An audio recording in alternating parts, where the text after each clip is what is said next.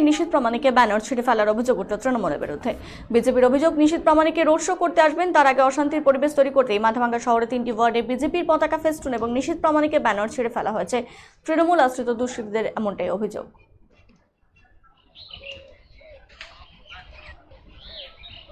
কয়েকদিনের মতো আজকে যখন সকালবেলায় আমাদের বিজেপি কর্মীরা মানুষের বাড়িতে বাড়িতে প্রচার করতে যাচ্ছে, তখন তারা দেখতে পায় বিশেষ করে 5, 6, 2 নম্বর ওয়ার্ডে আমাদের প্রার্থী নিশীথ প্রামাণিকের পোস্টার এবং আমার দলীয় পতাকা ছিঁড়ে রাস্তায় ফেলে রেখেছে।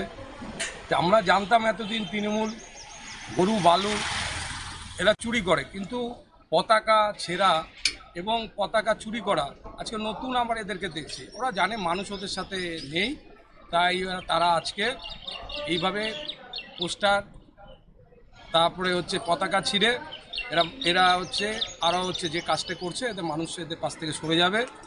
আগামী দিনে যে লোকসভা নির্বাচন হচ্ছে, মাথাভাঙ্গা বিজেপিকে মানুষ সমর্থন করবে। এই নোংরা কাজের প্রতিবাদে মানুষ আদৌ এদের বিরুদ্ধে ভোট দেবে। প্রথমে হচ্ছে বিজেপি 5 বছর থেকে মানুষের কাছ থেকে জনবিচ্ছিন্ন হয়েছিল, ভোট এসেছে, এরা আবার জেগে উঠেছে।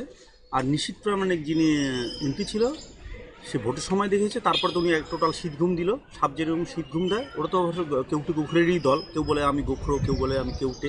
যাই হোক, শীতঘুম দিয়ে আবার ভোট আসছে, উনি এসছে মানুষের কাছে মিথ্যা প্রতিশ্রুতি নিয়ে।